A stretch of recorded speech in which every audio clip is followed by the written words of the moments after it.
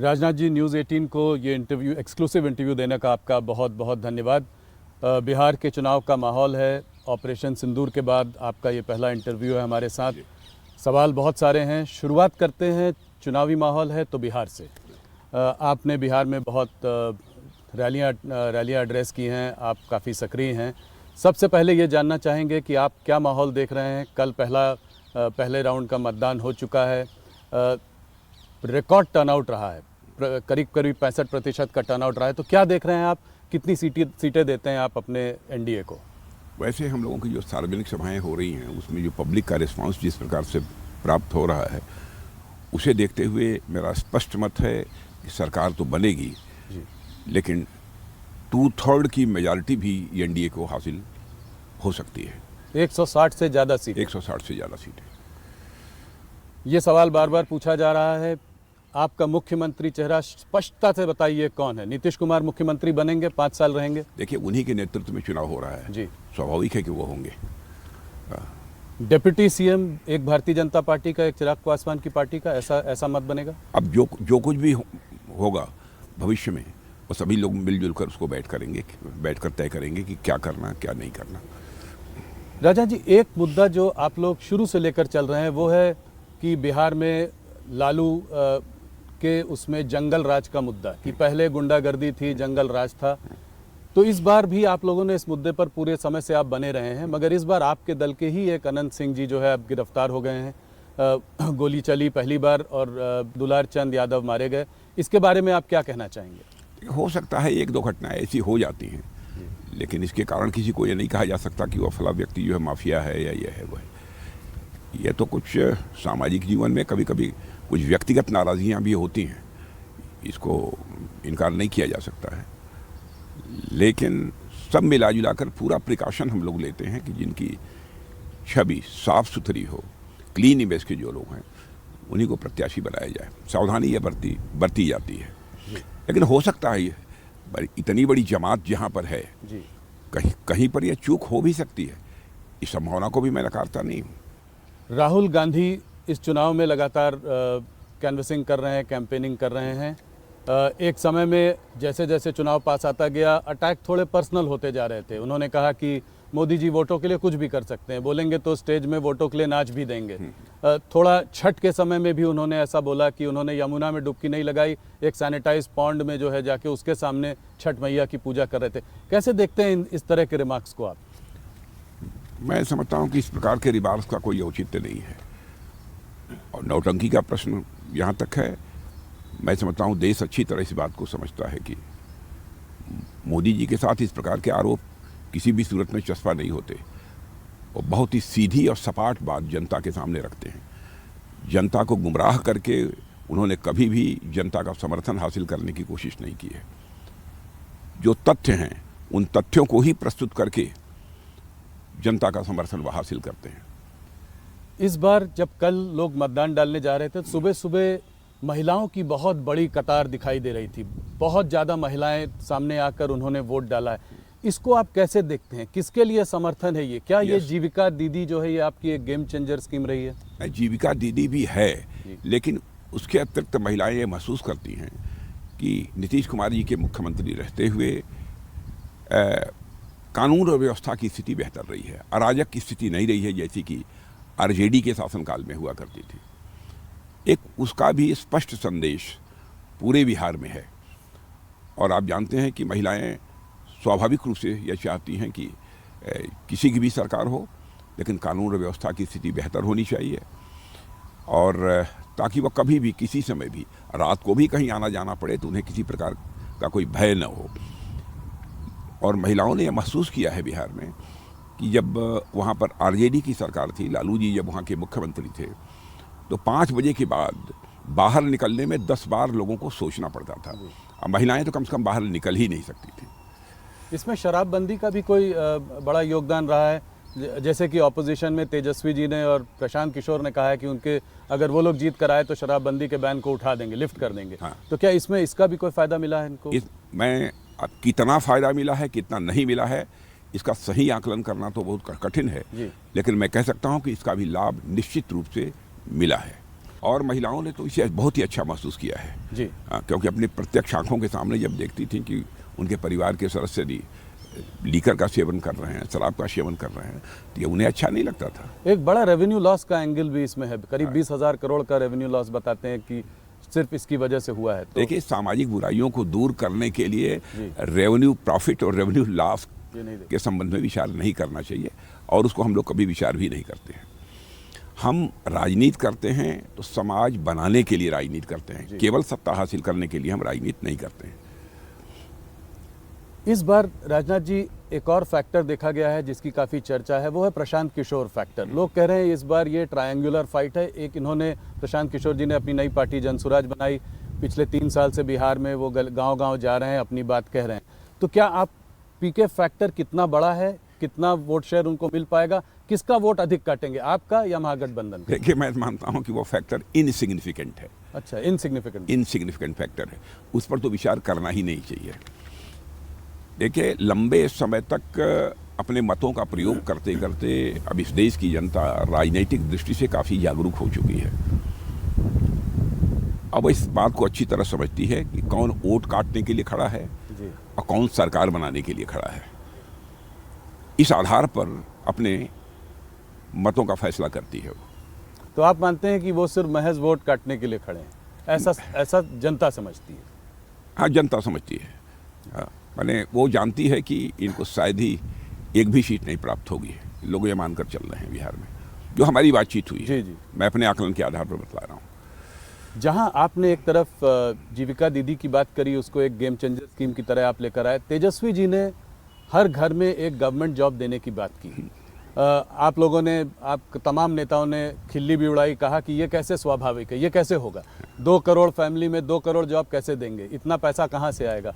उसके बाद आपकी पार्टी ने खुद 1 करोड़ जॉब देने की बात कर डाली, ये कैसे? देखिए, ऐसा है ना कि लगभग हर परिवार में जो उन्होंने वो रोजगार देने की बात ये कही है, मैंने नौकरी देने की यह बात कही है, वो मुझे लगता है किसी भी सूरत में संभव नहीं है। और सरकारी नौकरी देने की बात कही है जी। हम लोगों ने जॉब देने की बात की है जी।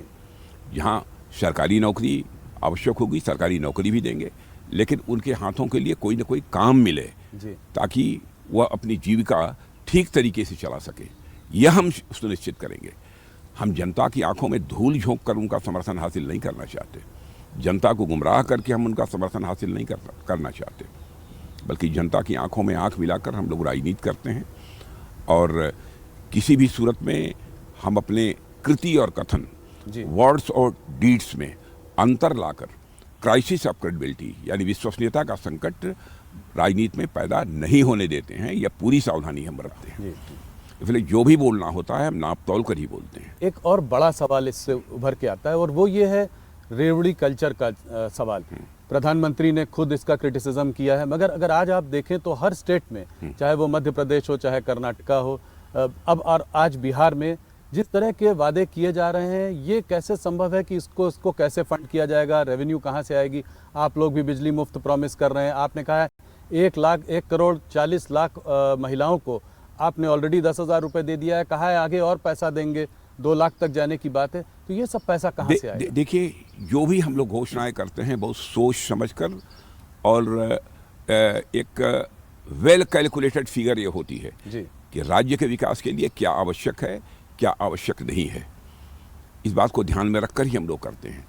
और जो कुछ भी हम घोषणाएं हम लोगों ने अपने चुनावी घोषणा पत्र में की हैं कि हम इतना मुफ्त बिजली देंगे, लोगों को इतनी यूनिट पर फैमिली मुफ्त बिजली देंगे जी।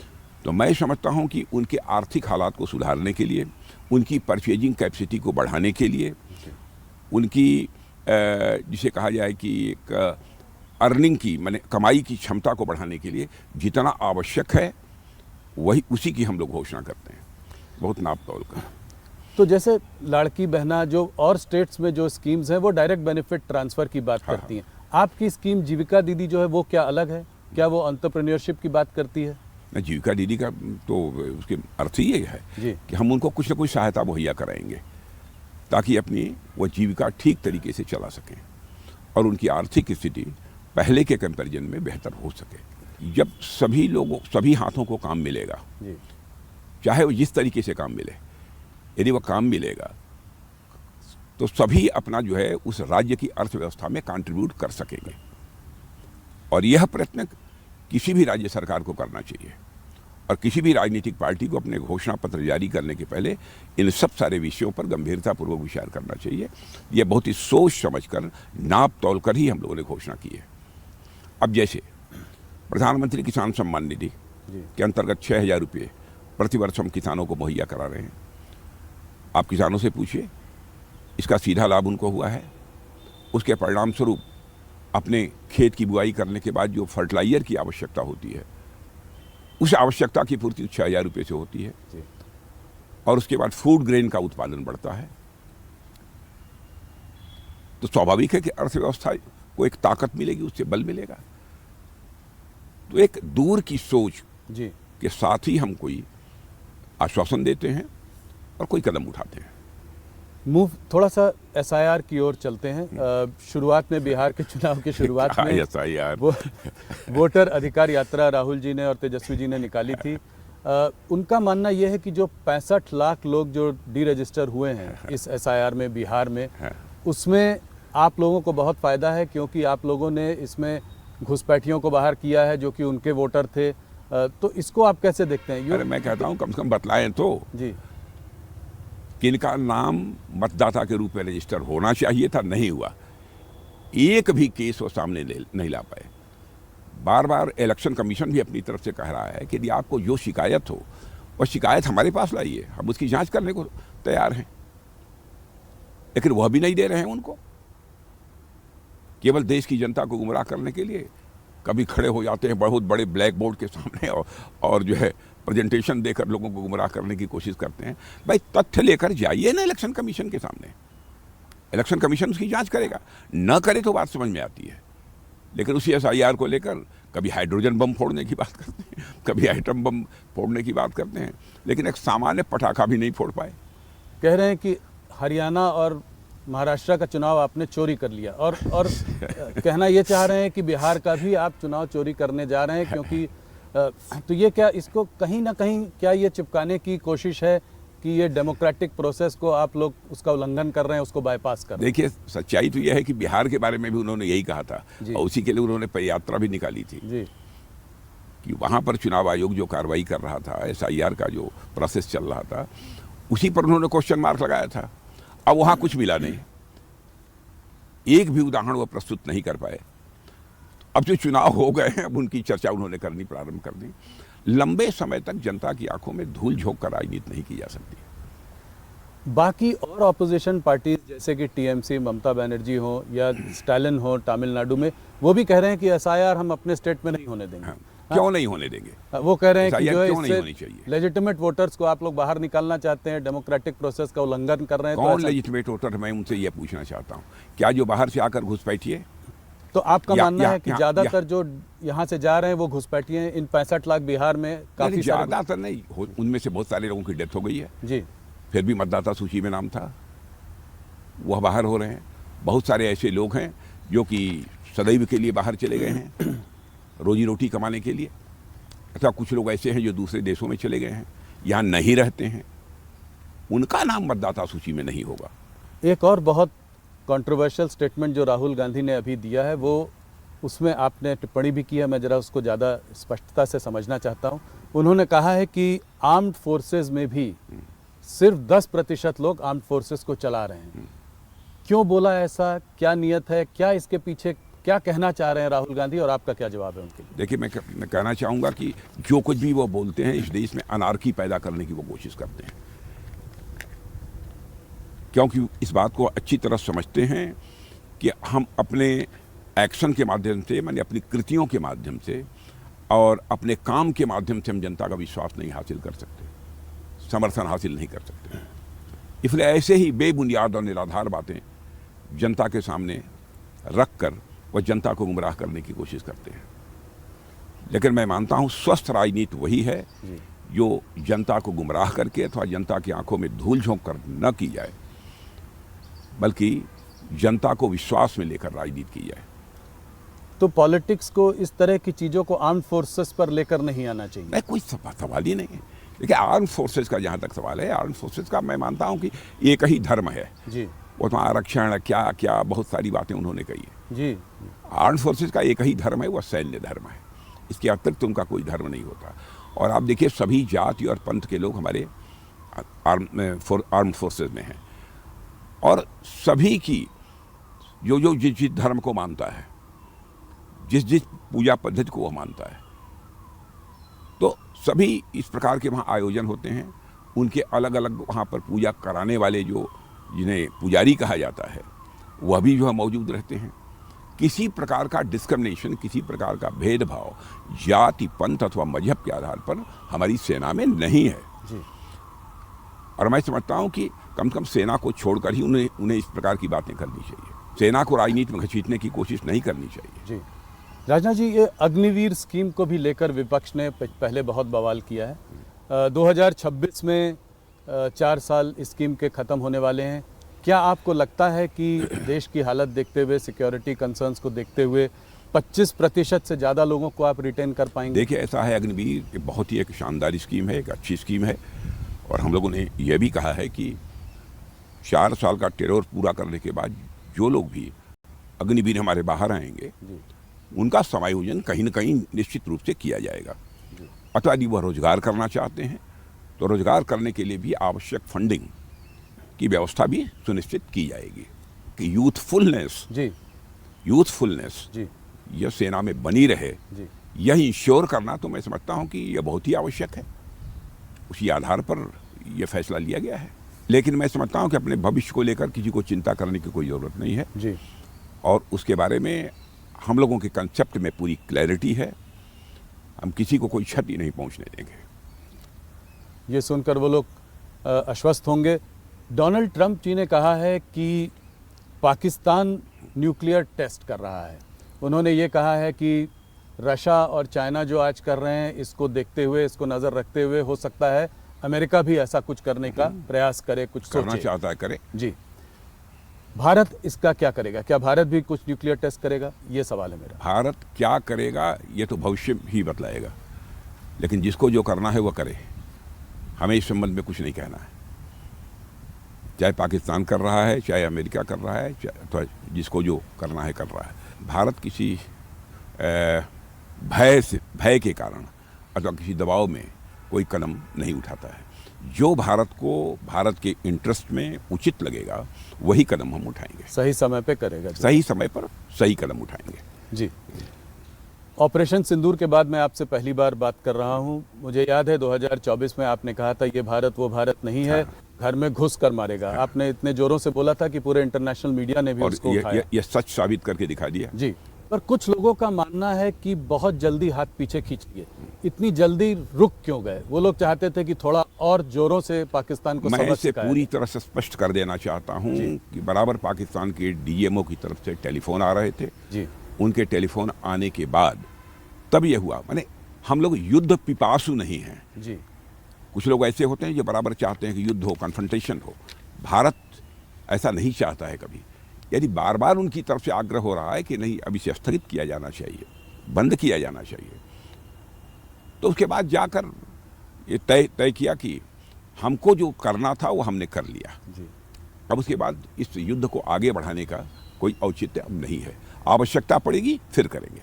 ये आप लोग बार बार बोल रहे हैं, इसका क्या अभी भी लगता है कि कुछ ऐसी स्थिति बनी हुई है कि उसको दोबारा करना पड़ेगा ऑपरेशन सिंदूर को? अब यह तो भविष्य के गर्भ में छिपा हुआ है, क्या होगा कैसे होगा। लेकिन ऑपरेशन सिंदूर के बारे में स्पष्ट कर देना चाहता हूं कि ऑपरेशन सिंदूर हमारा समाप्त नहीं हुआ है। हाल फिलहाल ही स्थगित है। हम लोगों ने क्या सावधानी बरती? आतंकवादियों ने चोरी छुपे घुसकर भारत की सीमा के अंदर हमारे निर्दोष नागरिकों को मारा। जी। हम लोगों ने टारगेट किया, जो टेररिस्ट सेंटर्स थे उन्हीं को टारगेट किया है पाकिस्तान ने। आम जनता को हम लोगों ने नहीं मारा है। इतनी सावधानी बरतने वाले हमारी इस गवर्नमेंट के ऊपर भी कभी कभी लोग आरोप लगाते हैं कि ये मजहब के आधार पर भेदभाव करते हैं, जात के आधार पर भेदभाव करते हैं। अरे भारत तो एक ऐसा देश है जहाँ के ऋषियों और मनीषियों ने भारत की सीमा में रहने वाले लोगों को ही अपने परिवार का सदस्य नहीं माना है, बल्कि पूरे विश्व की धरा पर रहने वाले लोगों को अपने परिवार का सदस्य मानते हुए वसुधैव कुटुंबकम का संदेश सारे विश्व को दुनिया की किसी धरती से गया है तो केवल और केवल हमारे और आपके भारत देश की धरती से गया है। आपने ये बात बड़ी स्पष्टता से आज ही नहीं पहले भी कही है, आपकी सरकार ने भी कही है कि भारत और पाकिस्तान के बीच में और कोई नहीं था, सिर्फ उनके आग्रह से ये वॉर को रोका गया। किसी के दबाव में अथवा किसी के कहने पर ऑपरेशन सिंदूर स्थगित नहीं किया गया है। मैं दो टूक शब्दों में इसे स्पष्ट करना चाहता हूँ। और आप ये जानते होंगे कि राजनीतिक जीवन में पूरा प्रिकॉशन लेता हूँ कि कभी झूठ न बोला जाए।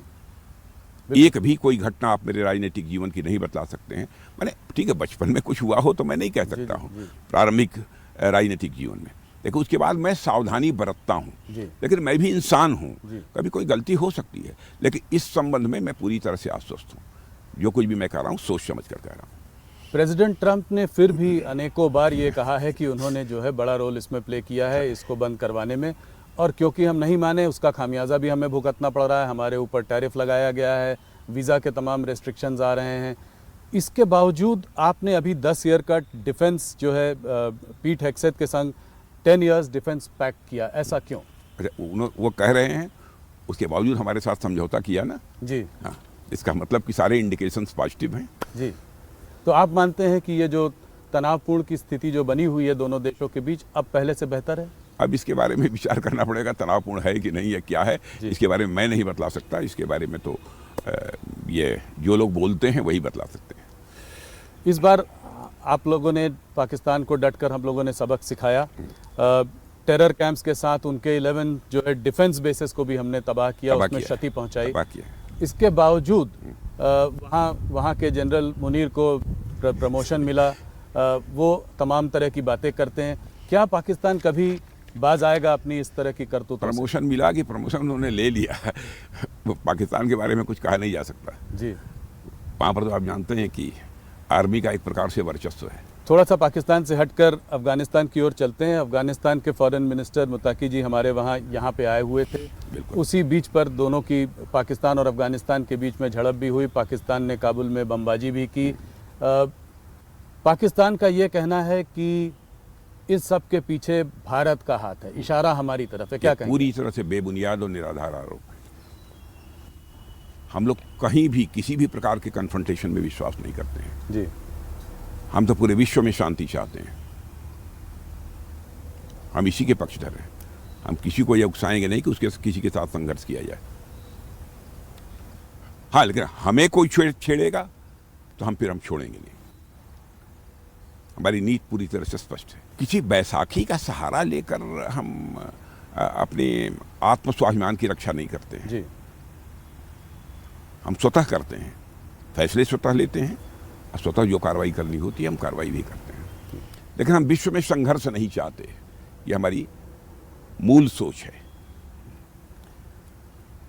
अफगानिस्तान और पाकिस्तान के बीच में जो प्रॉब्लम जो चली आ रही है वो ड्यूरेंट लाइन को लेकर है।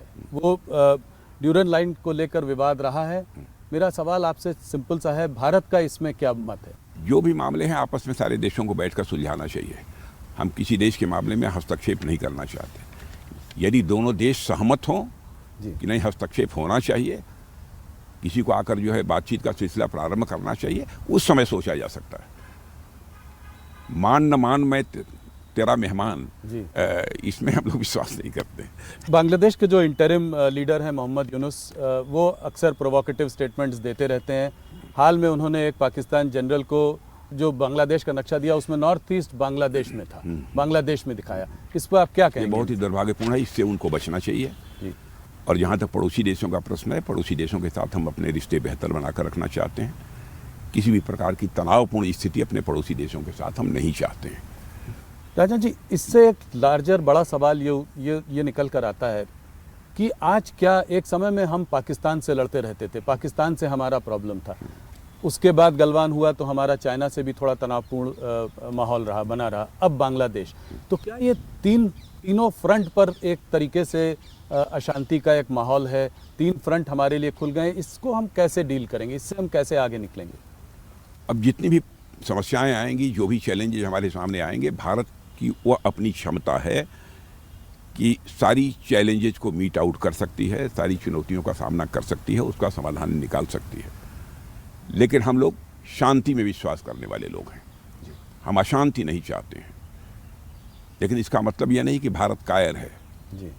भारत के स्वाभिमान पर यदि कोई चोट पहुंचेगी तो भारत उसका मुंह तोड़ जवाब देगा।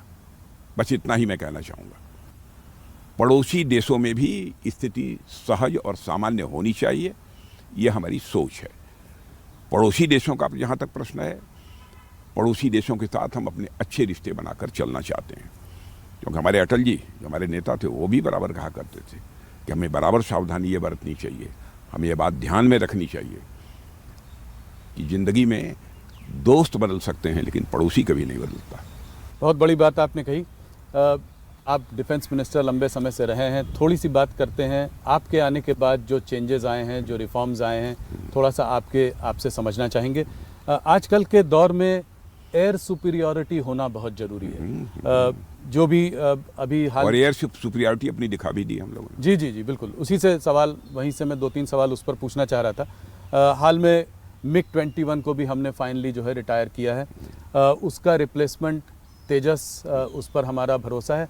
तो ये कहाँ पे है? क्या जी से जो बातचीत चल रही है उनसे बातचीत ठीक चल रही है या कोई वहाँ डिले हो रहा है? कोई अल्टरनेटिव्स के बारे में हम सोच रहे हैं क्या? देखिए, जी का, सेफ्रॉन का, अन्य बहुत सारी ऐसी कंपनियां हैं जी। कुछ स्टेप्स हम काफ़ी आगे बढ़ चुके हैं जी। इस समय उसका मैं खुलासा यहाँ नहीं करना चाहता हूँ, क्योंकि ये मामला CCS में जाकर ही यह तय होगा, इसलिए मैं उस पर नहीं बोलना चाहता हूँ। हमारी कंसेप्ट की क्लैरिटी है इस मामले में कहाँ जा रहा है, लेकिन यह मानकर चलिए कि विद इन ए ईयर वही स्थिति बनने जा रही है कि हम इन सब सारे फाइटर प्लेन्स के इंजन भी भारत में ही बनाएंगे, भारत की धरती पर बनाएंगे और भारतवासियों के हाथों से बनेंगे। ये बड़ा स्टेटमेंट है। तो ये भी करेंगे और बाहर से भी लेंगे? इसमें हाल फिलहाल तो हमको इंजन बाहर से लेने की आवश्यकता है जी। हम उसमें कोई अमेरिकी दबाव कि अमेरिका से ही लेना है? कोई दबाव नहीं, कोई दबाव नहीं। और वो भी जो बाहर से लेंगे उसमें हम अपनी शर्तों से कंप्रोमाइज नहीं करने वाले हैं जी। हाँ, हो सकता है ये भी, इस संभावना को नकारा नहीं जा सकता। बहुत प्रबल संभावना है कि हम कहें कि ठीक है हम आपसे इंजन लेंगे, लेकिन इंजन की मैन्युफैक्चरिंग आइए भारत में कीजिए। ये किससे और हमको टेक्नोलॉजी ट्रांसफ़र करिए। ये किसी से बात हो रही है, किसी कंपनी से? इसका मैं खुलासा करना नहीं चाहता है, लेकिन मैं जो बोल रहा हूँ वो बेसलेस नहीं है। जी जी बिल्कुल, आधारहीन नहीं है, इतना आप तो स्वीकार कीजिए। नहीं बिल्कुल। हाँ, मैं किन किन कंपनी से हम बात कर रहे हैं उस संबंध में अभी मैं कुछ कह। फ्रेंच कंपनी साफरान के साथ मिलकर 5th जनरेशन फाइटर एयरक्राफ्ट के लिए इंजन बनाने की बात चल रही है। कब तक आएगा पहला इंजन, कब मिलेगा हमको? ये इस पर थोड़ा सा विस्तार में बता सकते हैं? ये तो आपने पहले भी बोला है। हम लोगों की कोशिश यही है कि इंजन जल्दी से जल्दी भारत में बनना प्रारंभ हो जाए। अच्छा, तो फोकस बहुत जल्दी से जल्दी।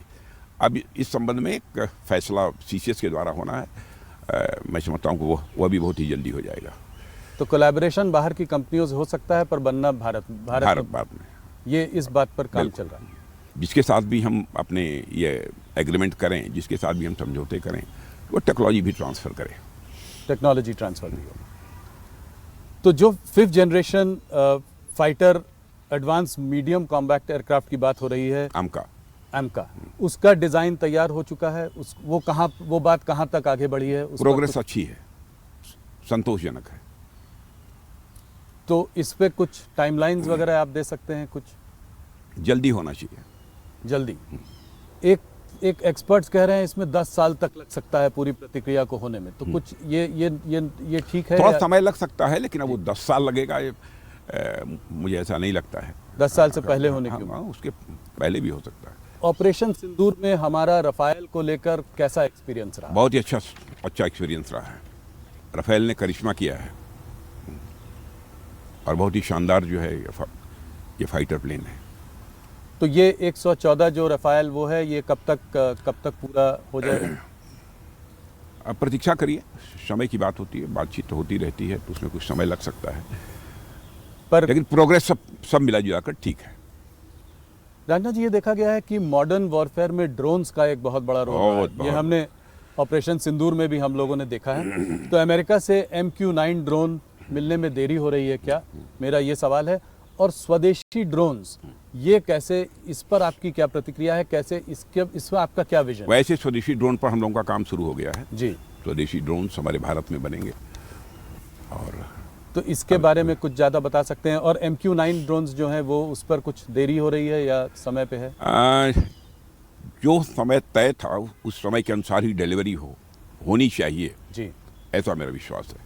क्या हम लोग S-400 मिसाइल सिस्टम्स रशिया से और ख़रीद रहे हैं?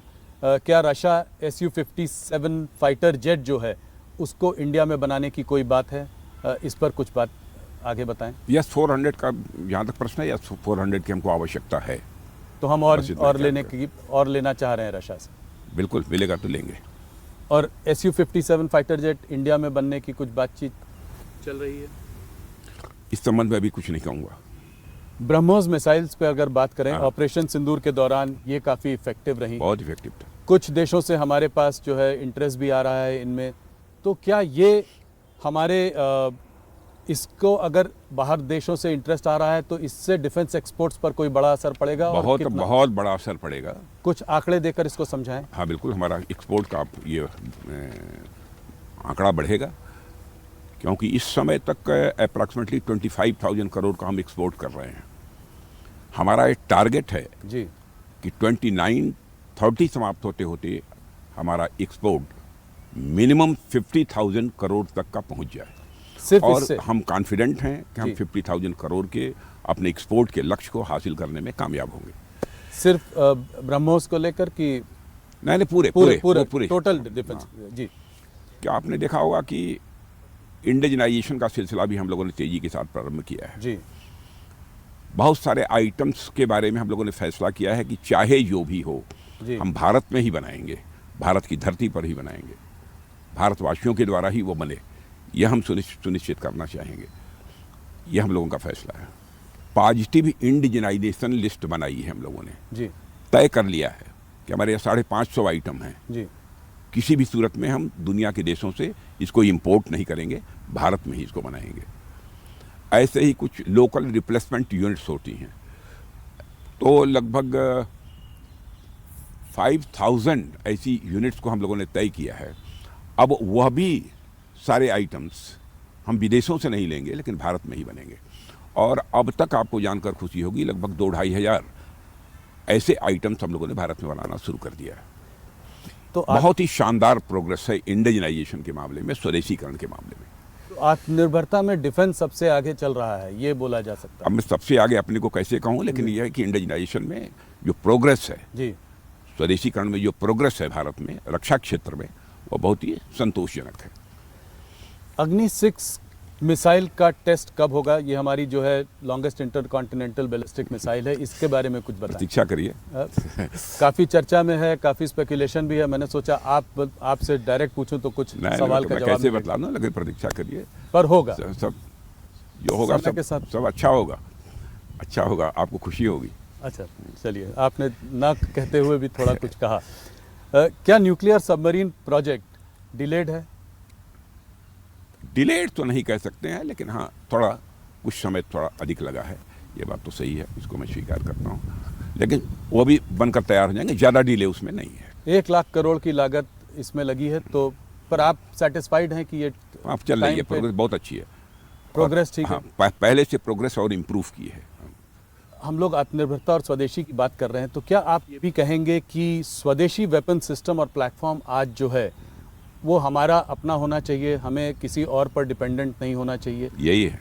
ये क्या सोच है, ये क्या आपका विजन है? नहीं, हम अपने जो हमारे रक्षा उपकरण हैं, जो हमारे डिफेंस जो वेपन्स हैं हमारे, इस मामले में हम दुनिया के दूसरे देशों पर निर्भर नहीं रहना चाहते। हम पूरी तरह से आत्मनिर्भर होना चाहते हैं। उसी दिशा में हमारा प्रयत्न चल रहा है, और मैं कहना चाहता हूं कि इसमें प्रोग्रेस भी अच्छी है। राजा जी, क्या थिएटराइजेशन यानी आर्मी, नेवी और एयरफोर्स की एक यूनिफाइड कमांड जिसकी की बात चल रही है, ये कब तक हो पाएगा? मैं इधर देख रहा था कि सीधे समय सीमा तो नहीं बताऊंगा इस समय, अब बताना संभव भी नहीं है जी। लेकिन प्रोग्रेस हमारी अच्छी है, थिएटराइजेशन के मामले में भी चल रही है। ज्वाइंटेंस में काफ़ी हद तक हम लोगों ने प्रोग्रेस कर भी दिया है। आर्मी चीफ ने कहा था कि जो है ये अभी हाल फिलहाल में कहा था कि ये प्रोग्रेस ठीक चल रही है, मगर क्या एयरफोर्स को कोई आपत्ति है, कोई ऑब्जेक्शंस हैं, कोई इश्यूज हैं और उसको कैसे हल कर रहे हैं? एयरफोर्स में ने अभी तक कोई ऐसी आपत्ति हमारे सामने कोई दर्ज नहीं कराई है, लेकिन जो भी हम करेंगे हम अपनी जो एयरफोर्स है, नेवी है और आर्मी है, सभी को पूरे कॉन्फिडेंस में लेकर ही करेंगे। आर्म्ड फोर्सेस जो है कुछ हफ्तों लार्ज स्केल एक्सरसाइजेस कर रही हैं, क्या ये रूटीन एक्सरसाइजेस हैं या आपको किसी कुछ खतरे का अंदेशा है? कोई खतरा नहीं है, रूटीन एक्सरसाइजेज चलती रहती हैं और इस समय भी चल रही है। राजनाथ जी, चाइना में लाइन ऑफ एक्चुअल कंट्रोल पर तनाव तो जरूर कम हुआ है मगर डी एस्केलेशन नहीं हुआ है, तो क्या ये हार्श डिएस्केलेशन भी हुआ है, बहुत सारे पॉइंट्स पर डिएस्केलेशन भी हो गया है, ऐसा नहीं है। अच्छा। और आपने देखा होगा कि इधर चाइना का भी एक स्टेटमेंट था, चाइना ने भी कहा कि भारत के साथ जो एलएसी पर जो थोड़ी तनावपूर्ण स्थिति बनी थी हम उसको भी सामान्य करना चाहते हैं। और चाइना के डिफेंस मिनिस्टर से भी हमारी बातचीत हुई है। जब मैं अभी आज जो ADMM प्लस की मीटिंग में भाग लेने के लिए मैं गया था जी। तो वहाँ अच्छी बातचीत हुई है। उन्होंने कहा कि साहब हम तो अब ये चाहते हैं कि बल्कि एलएसी के ऊपर मिलिट्री टू मिलिट्री भी लगातार यह बातचीत चलती रहे ताकि किसी भी प्रकार की तनावपूर्ण स्थिति लाइन ऑफ एक्चुअल कंट्रोल पर पैदा न होने पाए। उन्होंने भी इच्छा व्यक्त की है। तो ये बड़ा डेवलपमेंट है, मतलब चाइना को हम ट्रस्ट कर सकते हैं कि यहाँ पर कहा है उन्होंने। अच्छा। उन्होंने कहा है और हमने उस पर सहमति भी व्यक्त की है। जब मैं शंघाई कोऑपरेशन ऑर्गेनाइजेशन की बैठक में चाइना गया था फिलहाल, तो अलग से भी हमारी वहाँ के डिफेंस मिनिस्टर से बात हुई थी। तो मैंने दो टूक शब्दों में कहा था कि भारत और चीन के रिश्तों पर जमी हुई बर्फ ये पिघलनी चाहिए कि नहीं पिघलनी चाहिए, और ये बर्फ कब तक जमी रहेगी, अब इसके बारे में दो टूक फैसला होना चाहिए। और मैंने उनसे ये भी अनुरोध किया था कि मैं चाहूँगा कि हमारे एक्सेलेंसी प्रेसिडेंट चाइना को भी इस मैसेज को कन्वे करें। और मुझे अच्छा लगा कि अभी हमारी भेंट पुनः जो वहाँ के चाइना के डिफेंस मिनिस्टर से हुई थी जी। उन्होंने कहा कि साहब हम लोग बातचीत करने को भी तैयार हैं हर जगह, कहीं पर भी यदि कोई डिफरेंस ऑफ ओपिनियन है बॉर्डर के ऊपर, और बातचीत से ही हम उसका समाधान निकालना चाहते हैं। ये चाइना के डिफेंस मिनिस्टर ने भी मुझसे कहा है। तो मतलब बातचीत से लग रहा है कि कॉन्क्रीट स्टेप्स आगे हो सकते हैं। होना चाहिए। जी। राजनाथ जी, आपने बहुत सारे हमारे सवालों का जवाब दिया, आपको मैं ऐसे नहीं जाने दे सकता हूँ। मुझे एक उत्तर प्रदेश पर आपसे सवाल जरूर पूछना है। चुनाव करीब 1.5 साल में उत्तर प्रदेश में भी आ जाएगा। बिल्कुल, सरकार बनाएंगे। अच्छा, से तीसरी बार। सवाल आपने जवाब पहले ही दे दिया। तो सरकार तीसरी बार, आज तक कभी उत्तर प्रदेश में कोई सरकार 3 बार नहीं आई है। दो भी बहुत किसी ने कंप्लीट नहीं किया। जो कभी नहीं हुआ था वो सब सारा भारत में हो रहा है। पर मेरा सवाल यह है कि लोकसभा में जो 2024 के जो चुनाव के रिजल्ट्स आए, जिसमें जिस तरह से यूपी में जो हुआ, उसको देखते हुए आपको लगता है कि तीसरी बार सरकार बनेगी और किन मुद्दों पर यह चुनाव होगा? देखिए, वो पार्लियामेंट के चुनाव से उसको जोड़कर मत देखिए। कुछ ऐसी परिस्थितियां रही होंगी जिसके कारण वैसी स्थिति बनी, लेकिन सब मिला जुला कर उत्तर प्रदेश का माहौल बहुत ही अच्छा है। योगी आदित्यनाथ जी बहुत अच्छी तरह सरकार चला रहे हैं और कानून और व्यवस्था के मोर्चे पर आपने देखा कितनी शानदार कामयाबी उत्तर प्रदेश में हासिल हुई है। नहीं, वो बहुत बड़ी, हाँ, बड़ी कामयाबी है। और आपने यह भी आप स्वीकार करेंगे कि विकास की पहली शर्त होती है चुस्त दुरुस्त कानून व्यवस्था। यदि कानून व्यवस्था चुस्त दुरुस्त है, विकास तेजी के साथ होगा और हो रहा है। तो अगला चुनाव में मुद्दा, विकास का मुद्दा लेकर आप लोगों के बीच में जाएंगे? हाँ, विकास का मुद्दा तो हम बराबर हर चुनाव में लेकर जाते हैं। जहाँ हमारी गवर्नमेंट है, दोबारा जी हम तिबारा हम चुनाव ही लड़ते हैं, तो विकास का मुद्दा हमारा एक अहम मुद्दा होता है, क्योंकि चूंकि किया है जी, साफ लोगों को दिख रहा है। सब लोगों का एक ही सवाल है। मेरे कलीग्स ने भी मुझसे कहा है कि ये सवाल जरूर राजनाथ जी से पूछिएगा, भारतीय जनता पार्टी का नेक्स्ट प्रेसिडेंट कब बनेगा, कब इसका अनाउंसमेंट आएगा? मैं समझता हूं कि बिहार चुनाव के बाद आपको उसके परिणाम साफ तो दिखाई मतलब देंगे। करीब बात तय हो चुकी है? हमारे यहाँ कोई विवाद नहीं रहता है। हमारे यहाँ 4 लोग बैठते हैं, बस चीजें तय तो हो जाती इतना हैं। समय क्यों लगा? मोहन भागवत जी कह रहे थे कि अगर हमारे हाथ में होता तो हम तो कब का बना देते। तो समय क्यों लग रहा है? कुछ आरएसएस से खींचातानी चल रही है इस मामले में? नहीं, आरएसएस से खींचातानी क्या। आरएसएस हमारे राजनीतिक मामलों में कभी हस्तक्षेप नहीं करता। यह बात सच है कि हम राष्ट्रीय स्वयंसेवक संघ के स्वयंसेवक थे, हैं, रहेंगे। ये बात सच है। लेकिन हमारे राजनीतिक मामलों में संघ कभी बहुत हस्तक्षेप नहीं करता है, कभी नहीं करता। बात आरएसएस की छिड़ी है तो आपसे पर्सनल लेवल पर एक सवाल पूछना चाहूँगा। आप आरएसएस बहुत छोटी उम्र में आपने ज्वाइन कर लिया जी था, हाँ, बिल्कुल। थोड़ा उसके बारे में बताएं। कैसे उसके संपर्क में आए, किस उम्र में आपने वो किया, और कैसे आरएसएस ने आपके राजनीतिक जीवन को तराशा है और उसको एक डायरेक्शन दिया है? देखिए, मैं हाई स्कूल में पढ़ता था, तभी वहाँ के एक तहसील प्रचारक थे, उन्हीं के संपर्क में आने के बाद मैं हाई स्कूल संघ- मतलब बहुत छोटी उम्र, बहुत छोटी उम्र में 10th क्लास में मैं पढ़ता था, तो 14-15 और साल तब से ही संघ की शाखा में जाना मैंने प्रारंभ किया। और जिस तरीके का वहाँ माहौल रहता है, जिस प्रकार का जीवन जीने की कला वहाँ सिखाई जाती है, और जिस प्रकार से देशभक्ति की भावना इनकलकेट कराई जाती है, चित्त में बैठाई जाती है, उन सब सारी चीज़ों ने हमको बहुत ही प्रभावित किया है। वहाँ की सादगी, वहाँ की सरलता, वहाँ के नेतृत्व का त्यागपूर्ण जीवन, इन सब सारी चीज़ों ने मुझे बहुत ही प्रभावित किया है। किन लोगों ने प्रेरित किया आपको? कुछ लोगों के नाम जिन्होंने आपको बहुत ऐसे लोग हैं, हमारे उस समय जो परम पूज्य सरसंघ चालक हुआ करते थे, उनसे लेकर और निचले स्तर पर भी मैंने देखा कि बहुत ही सादगी और सरलता का जीवन, और एक जीवन में जो एक हर मनुष्य की एक अपनी प्रतिबद्धता होनी चाहिए, वो प्रतिबद्धता भी जो वो राष्ट्र के प्रति, समाज के प्रति उन लोगों की देखी, उसने मुझे प्रभावित किया है। राणा जी, बहुत बहुत धन्यवाद आपका। आपने इतना समय दिया, हमारे सारे सवालों का जवाब दिया। देश भर में न्यूज़ 18 इंडिया के माध्यम से आपको देखा जा रहा है। न्यूज़ 18 बिहार का सबसे बड़ा चैनल है, 80% शेयर है हमारा वहाँ आपको देखा जा रहा है। आपको चुनाव के लिए हार्दिक शुभकामनाएं। बहुत बहुत धन्यवाद। बहुत बहुत धन्यवाद। बहुत बहुत